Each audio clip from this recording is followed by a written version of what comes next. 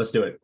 All right. Well, thank you everyone for joining. We have a lot to go over today, and I'm really excited about this conversation. And a lot of this goes back, a lot of the discussion today goes towards how I've been kind of thinking about my own team, all the learnings and the challenges I've dealt with in terms of expansion. But I've also had great mentors and great models of what other teams are doing. So this has been very, very impactful for me to be able to stop trying to reinvent the wheel and just look at the blueprints of what others are doing well. And then you can make some modifications of their blueprint that may work with your local market. But at the same time, you don't need to recreate things. And that's what we're going to be going over today, especially if you want to scale past 100 million and not like lose your sanity. Very, very important things there. So let's talk about it. There has to be a better and a simpler way of doing this, right? The more production, the more you do. On one end, the beginning is fun, but then there's an aspect of burnout. There's an aspect of, can this still actually get scaled? When I was doing production, I was still a solo agent in my third year in business, and I did 73 million production, but it was really hectic, right? I mean, it was really busy. That was maybe 60 something transactions as a solo agent. I had a few admin support staff, but it was just really, really busy. And so I'm not sure how sustainable that would have been in the sense of how much more I could have done, to be fair. And so that's why I had to figure out, okay, what are the systems, what are the processes in place of growing a team? And does it make sense for the individual? And there are going to be two different ways of growing the team. You can either grow it by adding more agents, or you can grow it by having be more lean, but also just have more admin support staff so that you're able to spend more of your own time to do other things. So there's many different ways to do it. But what is the fundamental problem, if you think about it? For all of those that are in this situation, right? We have Dia, you have 45, 50 million production. Vanji, 2 years, 36 transactions. That's quite a bit. But think about it, right? As you have gone through that kind of production, what are some of the challenges you're already dealing with? And I'm still dealing with it. This is not a solution and then it's over. This is an ongoing growth thing, and it's not a straight line up either, right? It goes up and down in terms of what's happening within your own ecosystem, what's happening in the market. So the fundamental problems of what I see, it's confusing because you have all these different components that are part of this system. It's challenging because you have to kind of figure out, okay, well, when is it large enough? When should I actually start doing this, right? Does it make sense for me to spend time? Because you're going to have to then take a step back, document things to then use as like a checklist to go after and to review. So you do have to take a step back before you're able to take a few steps forward. And that's not an easy thing, especially for a lot of us that are really good salespeople. But then as a manager and as an operator, we have to be very realistic with ourselves of, are we actually doing these very important things? And last but not least, it can certainly be very complex. There is no shortage, especially right now, of all the different companies that are trying to sell you different tools, right? How many spam calls are you all getting right now? It's just incredible. Now, some of them can be valuable, but 99%, it's not worth even discussing. And so those are all the very challenging things that we're all dealing with on a day-by-day, week-by-week basis. So what I'm going to help you do through this presentation, at least from a structure and a strategy perspective, is I'm going to help you get some clarity as to what systems are, what do they mean, how should you position yourself. We're going to look at how you can do it consistently.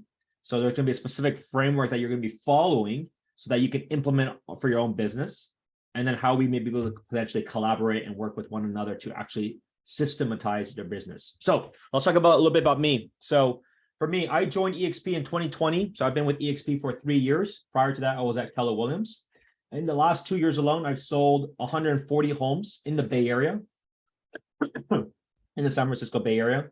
And then for me, I've been dealing with these challenges of growing a team myself as I started growing a team last year. Now I have 4 agents, and our goal this year is to bring on another 10 agents as part of our team. And as you can imagine, there are so many different problems and challenges of growing such a team. And so as part of this presentation, I show you a little bit of my mindset, what has worked and what is working with other groups. And then, but ultimately, we are also looking to bring on people within our core team that could be good partners with us, or those to be joining us at the brokerage level. Last year, even though it was a down year for most people, it was still an up year for us. We did 80 million production in last year, and then this year we have definitely goals to do a whole lot more than that, regardless of what happens with the market.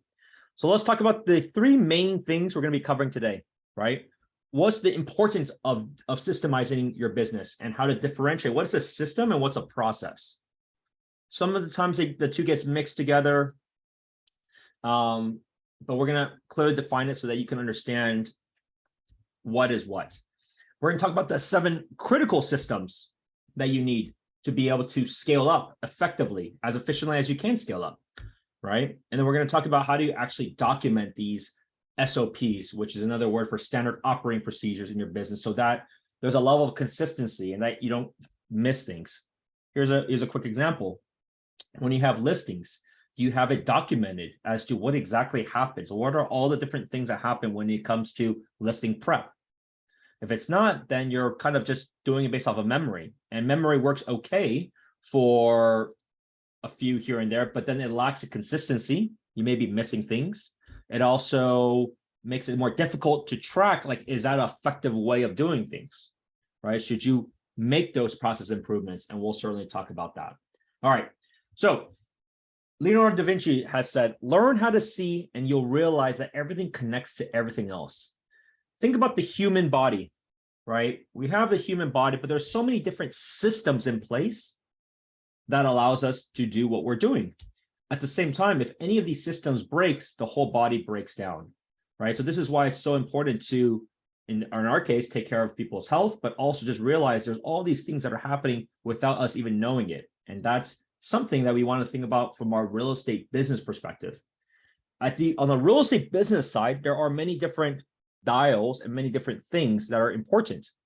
Fundamentally, you have the marketing side. So what are you doing to get your name out? What are you doing to advertise yourself? You have the sales side, right, which is the conversation, your script practice. How do you follow up with people, right? Those are all the sales activity side of things. And there's no doubt the operations side of things. Now, all of them can be a system and should be a system, right? Operations could be disclosure checks, could be different paperwork. What do you do there? Marketing, what does your funnel look like? Is it trackable, right?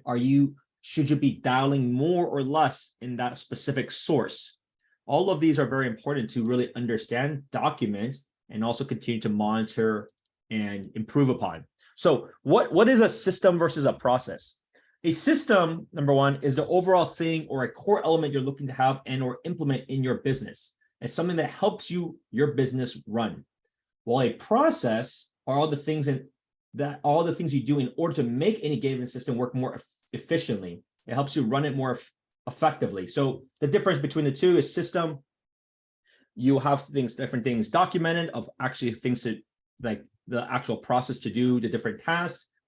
And then a process is this mindset of the system is not set in stone. You're going to keep making improvements, whether it's because the market has changed, whether your budget has changed, whether it's you're adding more people. These are continuous improvements of what you will be developing and what you will have. So what does a system entail, right? There's many different ways of doing it.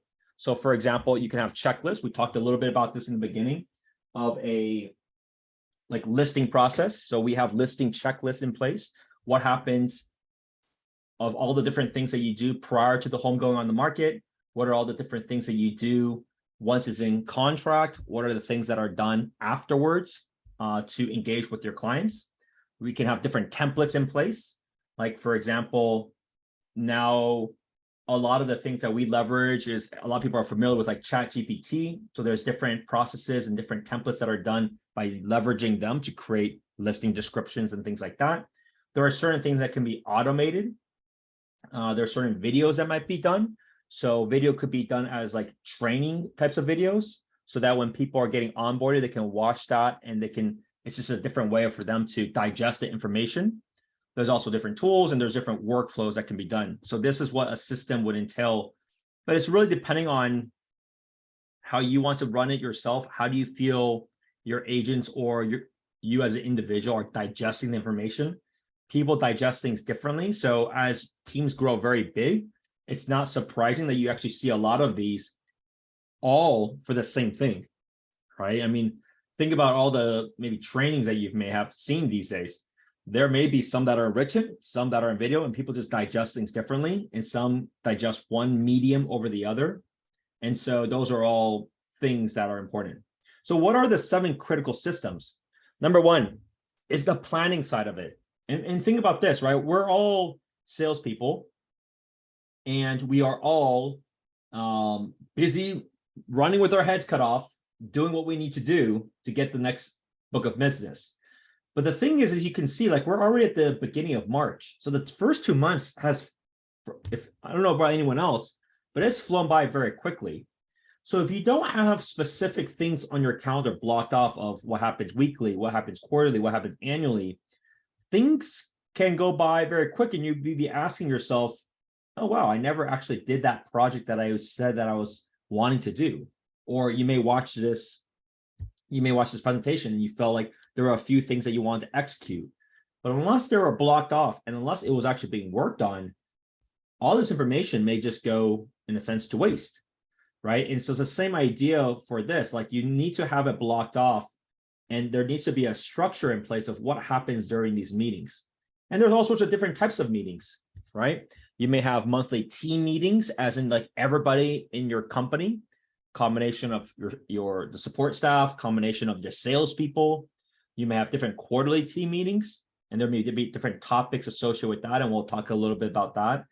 We have different like weekly exec meetings. So for example, I have different people in like marketing, I have different people in operations. So I have a weekly meeting with them just to see and make sure what are they working on? Do they have everything I need?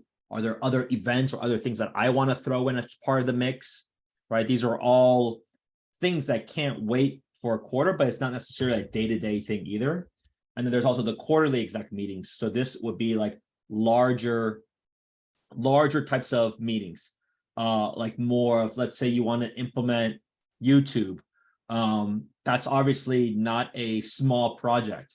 And so there may be different standard operating procedures, systems in place that you have of like, how do you script it? How do you do research? How do you shoot it? How do you edit it? So these are larger products that will happen typically during those quarterly type of meetings. So here's what we usually do for our own monthly team meetings, right? We look at issues, and we want to understand what the issues, like what are the bottlenecks that people may be experiencing? Where do they feel they need the most help? Okay, once we identify that, we do have to prioritize that and understand, okay, which ones are we trying to tackle this time around? There may be so many issues that you can't actually handle at a time, right? What are the sales goals, and how are we tracking with this? Because at the end of the day, if you think about it, when we do our planning for the year, you may have some expectations in mind. Let's say you're like, I wanted to do 150 million in production. And then you do all your math ahead of time, right? You do your sales expenses, you do all your budgeting. And let's say you're tracking far from that. You may need to then, because those sales goals may have to be adjusted. Like you had your forecast, but is your forecast still the same if based off your current production and current ramp up? Like this is something that's very important, because then you need to figure out, are you overspending on some of the things that have now the wrong expectations, right? And you want to do this on a monthly perspective so that it doesn't go by and you're like, wow, holy cow, how did I spend so much money? And now we're like in big trouble, right? So sales goals and actually seeing that, how are you projecting? How are you tracking? What is it going to expectations? There are different times that are slower. Like for many, winter time is slower. But then how are things actually ramping up? Are they actually going according to plan of the usual busier times of spring and summer? So the idea is you should be tracking this, and you should be really knowing this. One of the great tools that I use, and I will share it here in the chat. I use a tool called SPENCERHSU. I don't think I actually even have it in the presentation, but I just thought of it. I use a tool called SPENCERHSU. And SPENCERHSU is a fantastic tool when it comes to tracking and understanding like how things are progressing. And you can also input like expenses, so that way you can see, okay, I spent $3,000 on Zillow, and I have 10 leads out of it, and I got one deal out of it. And let's say that's $20,000. So you can see like the return on investment on these different assets. So that's very, very helpful. And it's a really very powerful and easy to use tool to see how things progress in a very user-friendly way. So I would suggest if people don't have it already in place, or there's no real way for you to track analytics-wise, SPENCERHSU is going to be a great tool, and I just put it in the chat. Next, it's about training, right? Like different things come up, think about what we had to deal with last year, right? Markets across the board went down, whole lot less homes. So it could be training on knowledge, could be training on strategy, what to do, could be training on different things that are now being done on a day-to-day basis that wasn't thought about before, right? These are all different things that can and should be done. And then last but not least is quiz.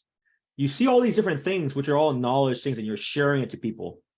But the reality is, unless you're testing them, they may forget it, or they may not digest it the way that you're trying to teach them. So what are ways to quiz? Let's say you want people to write out a sample purchase offer or sample purchase contract, right? That's a way to quiz people. There's a way to do that. You ask them to submit that to you, and you can review that as a team, see where they messed up. Recently, we did like disclosure reviews. Some people had questions like, what should we, sharing with clients? Those are conversations that can then be brought up with the team to review together and then ultimately test. Now, when it comes to quarterly exec meetings, as I mentioned, this becomes larger things. The way that I kind of look at it is the monthly ones are more like patching holes, right? There's different holes that are coming from your ship. Quarterly exec meetings is like now you're kind of moving the boat in one direction or another. You're maybe guiding it towards a specific location or specific milestone. So these are the bigger ones, right? So all those issues that came up, like where are we at? What should we actually be doing? What is the game plan of actually executing on solving that issue? What are priorities to do, right? We use this as an opportunity to do kind of event planning. We do a lot of events like this event. This is planned out already before. We have other events coming up. So we kind of want to know like what is actually happening over the next quarter so that we can, one, let people here know of like the next one coming up, but also people have a sense as to, okay, we got this local team event, we got this real estate event, things like that. Next is also the kind of the mentor program, best practices, important updates. So the mentor program, though, is very similar to like doing the quizzes. On one end, you want to do the quizzes and you want to test people, make sure they understand the objective of what they want to do. On the other end, some people just need more handholding. So you may say, look, okay, I see you're struggling a little bit. Maybe the production is a little bit less. Maybe they're struggling on this kind of conversation. So it's actually taking that extra effort to really buddy up and pair with that person to help them go through what they are going through. And so you can use that sparingly, but especially if you're growing a team, right? Many of you here, you're all top producers as a solo agent, and you may be growing the team. This is a very, very different hat to wear. And it's important, like not all people are going to be as talented as you all when it comes to real estate, but they don't need to be as talented as you. They just need some extra help to be able to get a little bit more production out of them. But now, last but not least, you got to figure out what are the things to do. You don't want to do too many. So I say, look, the max is only 3 big to-do projects, like whether it's create an onboarding program, whether it's documenting any of these things that you see, right? You don't want to do too many of them because then the likelihood is just going to get lost and it never gets done, right? How many of us, and be honest, right? Like how many of us have a to-do list that's almost like infinite, but like what's really being done, right? That's a problem for many of us. And so it's important to have, you're welcome to have what you want to do, but the actual to-do list to execute, you got to narrow it down and really prioritize what needs to be done. And I'm someone that in the past, it's very tempting and it's very easy to listen to this webinar or like listen to all the coaches, and there's all these good ideas and you're just going back and forth, but nothing really gets done. Same idea. All of them will work, but they require focus and they require time to go in. Now, this is a very beneficial way, and this is what I do for all of my salespeople. So we have weekly sales meetings. So this is exactly how I have it broken down, right? So we have basically a 30-minute to 1 hour sales meeting every Friday, but you can do it whichever day you want. The beginning, we always like to share wins. It's always good to have it in a positive note, right? Like, what are the wins of the week? It could be closings, it could be listings, it could be just activity, it could be meeting somebody. Like, anything positive gives people a better outlook. Then I usually go over any sort of headlines or updates that I may have seen in the news, anything that I want to share with them, anything that's changing with us. Then we go over productivity review. There are different point calculators that you may have seen or heard of before. So we use something like that, right? Each activity has some sort of weighted point to it. And the objective is that people have 100 points a day. And so that's very beneficial. And it's very easy for them people to, I have my agents are the ones that share this with everybody in the sense of, here's what I got going on. And that way it makes it very public. And they are the ones that have to showcase, like, did they actually do all the things that they needed to do that given week? Then we go over training, like, is there anything that they need help with? Is there any client situation to discuss? We also review some of the recent leads, make sure they're properly tagged correctly in our CRM, make sure that they are, if there's any, like I said, if there's any issues, we go through that. We go over any pressing ones. How can we help move them along the funnel?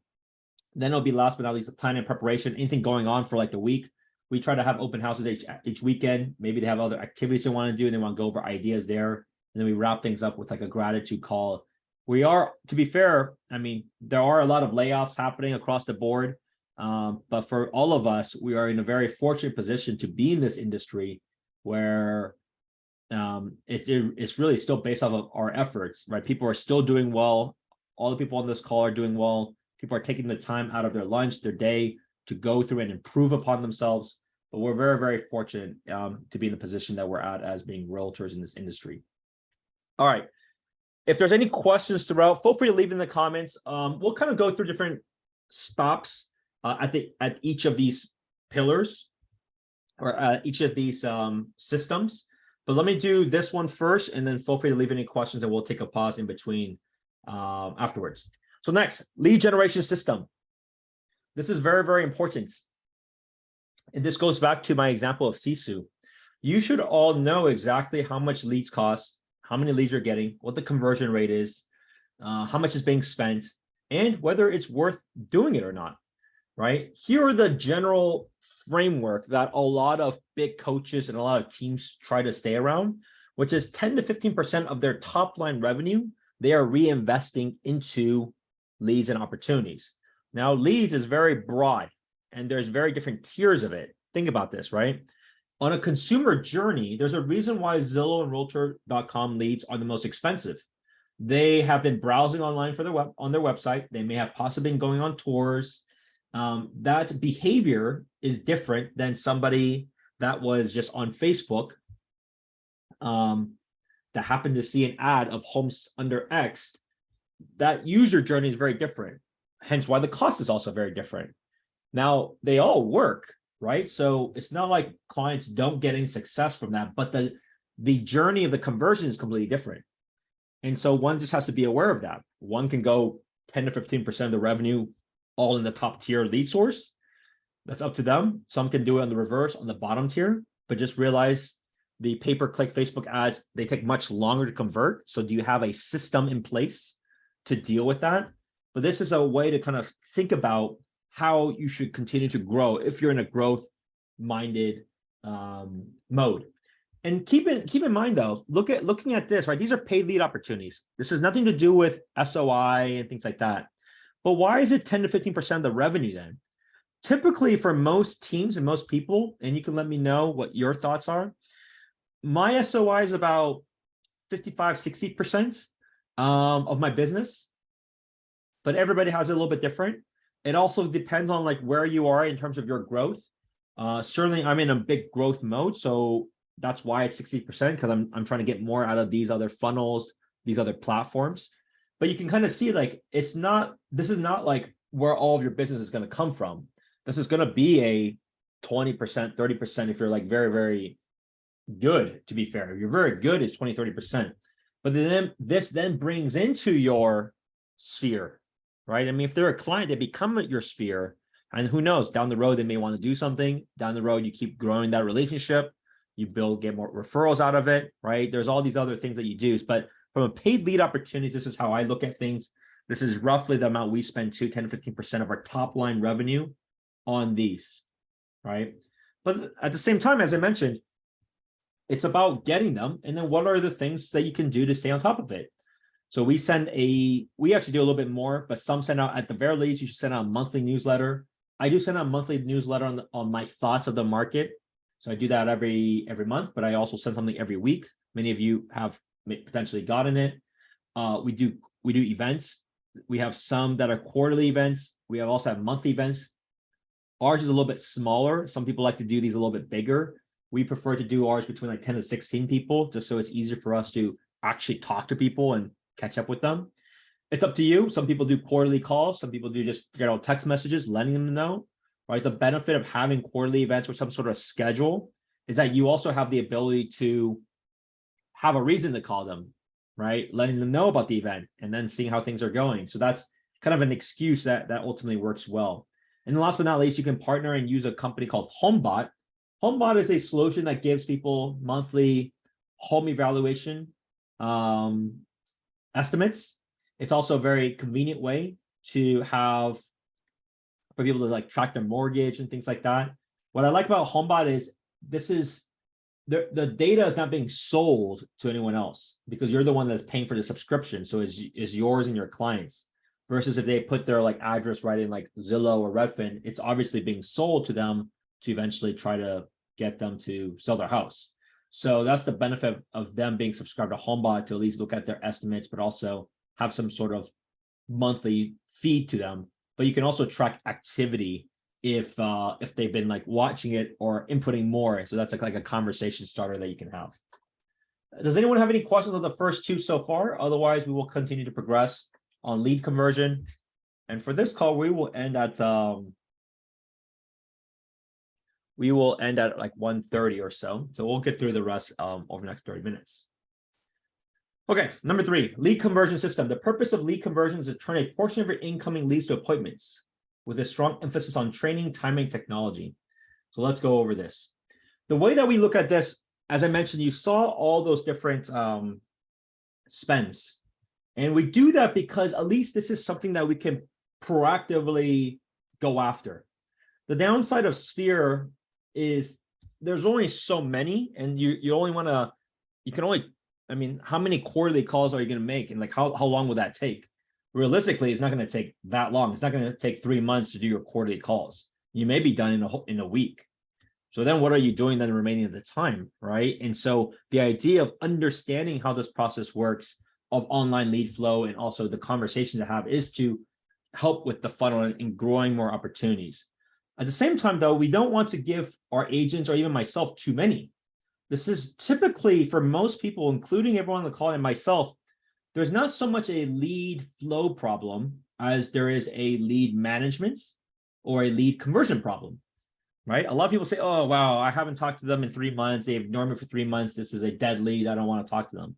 Maybe on the other end, maybe they're just busy doing their own things and they're not ready to engage, and they just need some more time. So we keep track of how many leads and opportunities each one gets, and then we kind of cycle them off. So we have like sales agents, as in realtors. We have inside sales agents, as in there are ISAs that are calling and nurturing and trying to set up appointments. So we have different like groupings. There are some that we find like they're just not able to get a hold of. They're called lead pawns. So like they're a more stale lead pawns. And so that's where like an ISA may go after. We may have some automated campaigns that tries to spring up conversations. There are different things that you can do, which is like partner with a company like Ylopo, or if you know how to run Facebook ads, you can retarget them by trying to see if they will click on any of these things that may trigger that they may be looking again, right? There's all these different things when it comes to lead flow and what you should be doing to be able to move them along the pipe, but also ensure that you're spending your time most effectively. The way that we look at it is these 2 lead pawns, right? We have one that's just new leads. We want to get on them right away.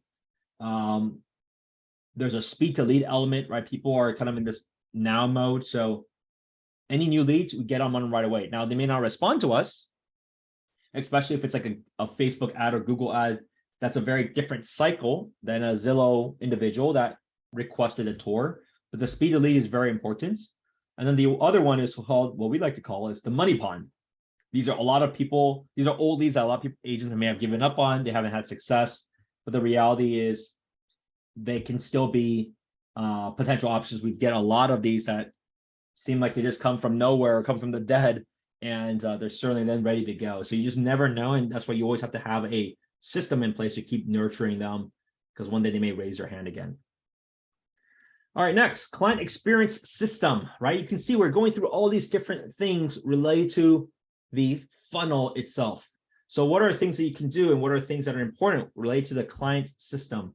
So this is about having a structure in place. And in this case, I have something that's the buy side, right? So this is a client system. Like, what happens? What are the communications that occur? What are the things happening internally that you need to have in terms of ensuring that things are done properly, they are not confused as to where they're at, and what are you doing to help along with the journey? So as you can see, a lot of it may be paperwork. There may be communication that's done directly with the client, but certainly the most important things I like to do is at closing day, you meet with your client to do an exchange. You can decide, do you have any sort of gift for them? But certainly what we like to do is we like to invite them to a celebration dinner. So we have a lot of fun doing that.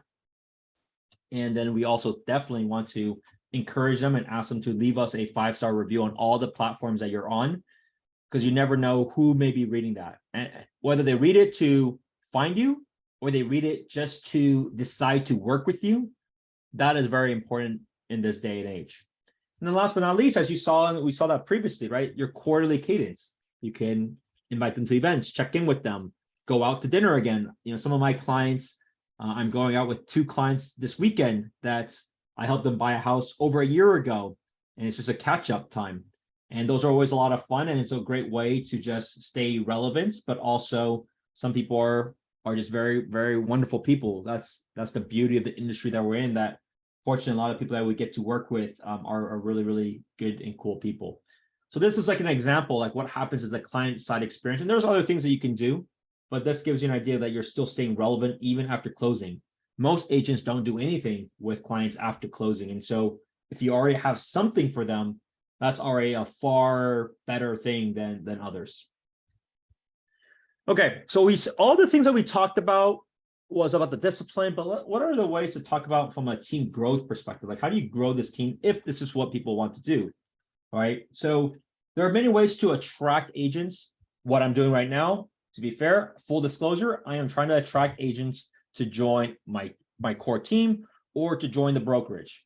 And how do I try to do that? I am trying to give you guys all these different things that are, quite frankly, people pay tons of money for. And I'm just revealing the curtains. Like, this is how I'm doing it. It's working for me. Nothing is perfect, but it gives you some thoughts of what you should and what you can do depending on where you're at. So the education event side. But this is also a way for you to recruit other agents too to join your team.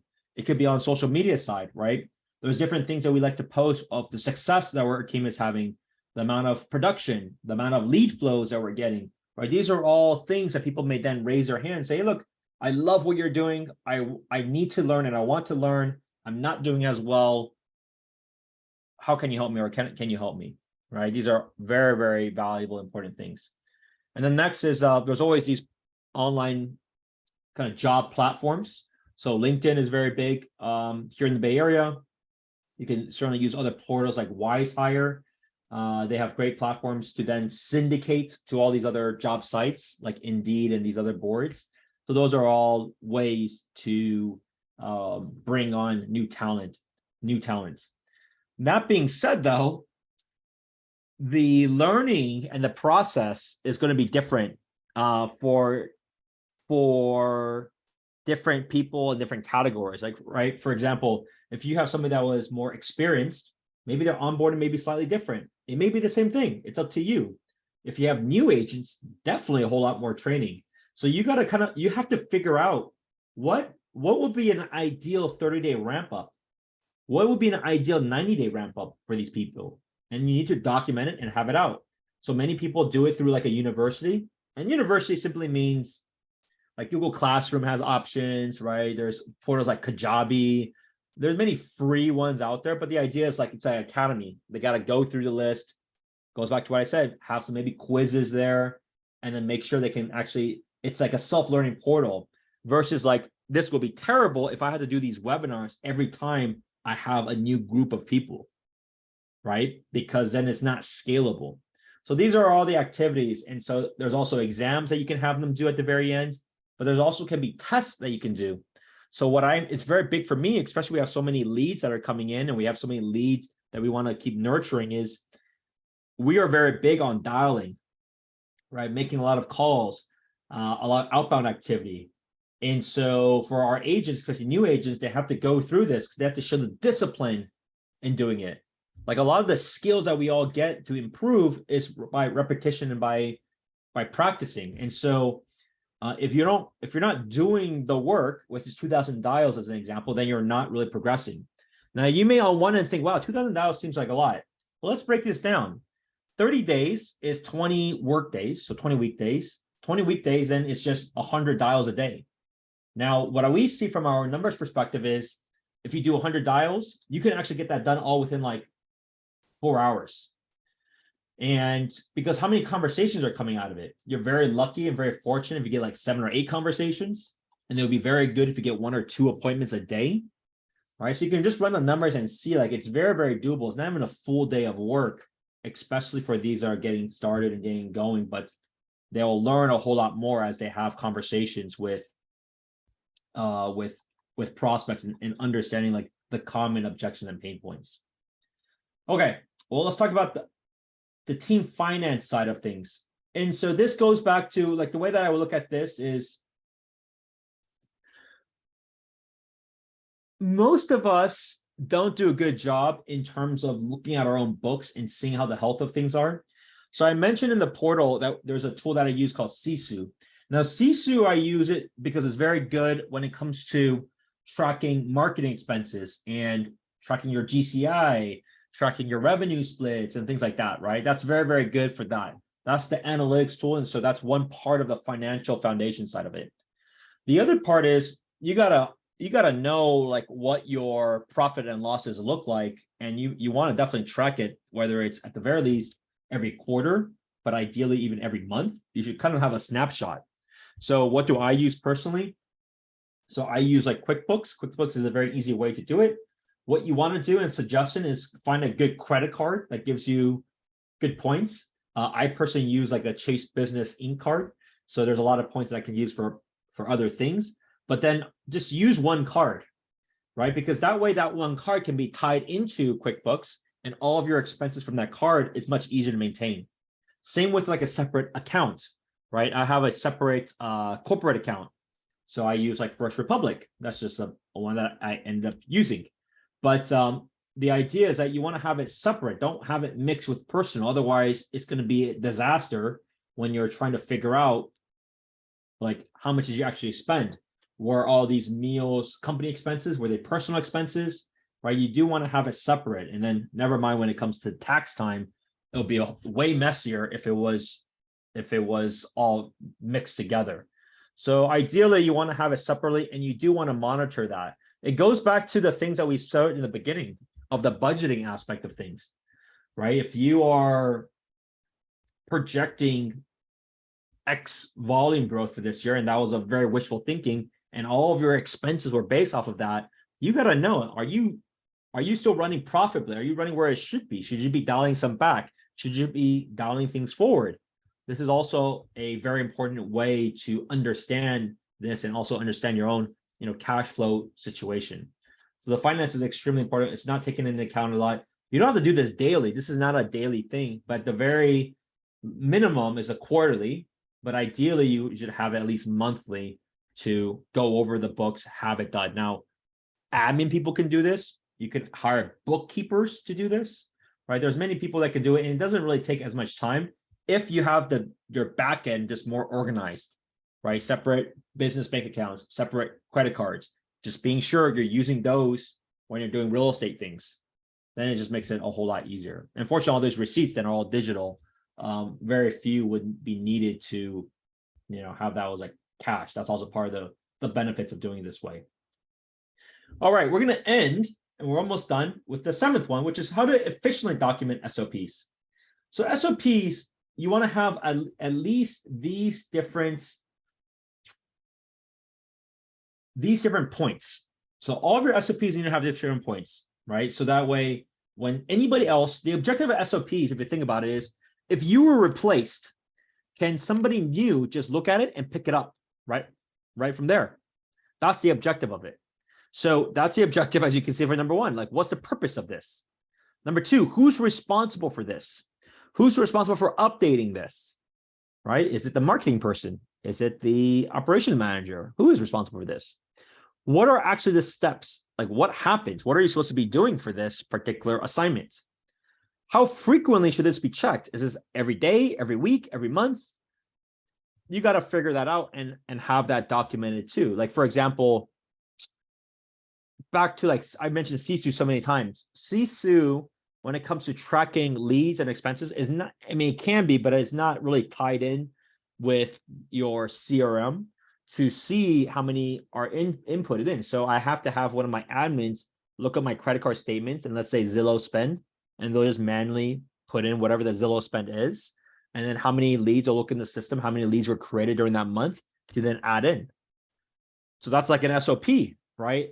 An SOP is updating SPENCERHSU so that my accounting and my my review of like how the spend and the ROI is up to date each month. That's how it works, right? So these are the basics that needs to be there, but you don't have to overcomplicate things. But this makes sure that it's very clear of who's responsible for what. And what I do actually on top of that is, let's say this is a monthly task. I do this, have them block it off on their own calendar. So I say, look, if you're updating SPENCERHSU every month on one day, spend 3-4 hours to do, that's your assignment. That way it doesn't get forgotten, right? So those are the ways to like enforce, even though you may have everything documented or written out. And there's many ways to organize it. So the easiest way is you just put on a Google Doc. The benefit of a Google Doc is that it can be easily shared and revised, right? You don't have to have the concern like, is this the latest revision? There are other platforms that I find pretty effective depending on how the organization size is. So you can look like Trello and Asana. There's many free tools. And one of the tools that we're using now is just called Notion. Notion is a little bit more complicated. There's a little bit more sophistication and checklists and automation that can be done with it. That's why we started using that about 6 months ago. So far, it's been working well, but we also do like a lot of content on like different platforms. So there's some benefits of that when it's getting a little bit more complicated, but they will all have like a trial option. But if you don't need anything really complicated, Trello and Asana are really good for project management and tasks. All right. Well, that's what I had to share. Well, thank you all for attending. Love to open up. If there's any questions, you can feel free to unmute yourself. You can leave it in the chat. But want to also give you some other updates in terms of what we have going on. So as I mentioned, a lot of you guys could take benefit of what we got going on at EXP. We actually have a lunch and learn in the middle part of April. We're finalizing dates, but if you're in the Bay Area, I'd love to invite you there. We have some fantastic leaders and speakers that'll be going to that event. It'll likely be in like the Peninsula area, but if you want to attend remotely, you're welcome to do so. I can give you a link too. So feel free to send me a text or email. And then, as I mentioned, we're bringing people on. So that is my call to action at the end. But if there's any questions, feel free to leave it or ask. Otherwise, we will wrap up from there.